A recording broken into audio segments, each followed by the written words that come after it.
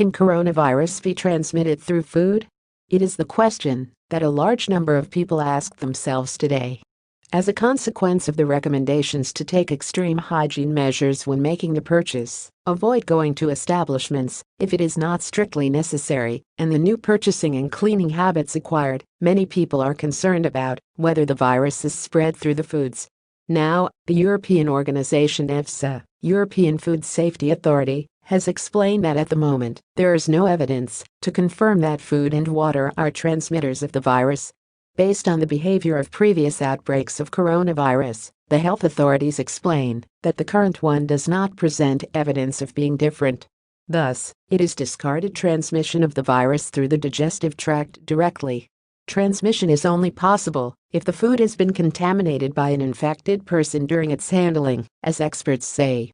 Take extreme care in handling wrappers, baskets, and packages. Although everything seems to indicate that food is not a transmission route, what is a potentially infectious agent is the incorrect handling of packages, wrappings, and containers. Similarly, contagion is possible through baskets or car handles.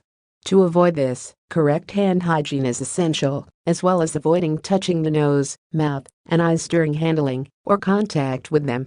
And above all, wear disposable gloves when shopping. The surfaces are not the main form of the coronavirus expansion. However, they can hold them for various periods of time based on the nature of the surface, the humidity, or temperature.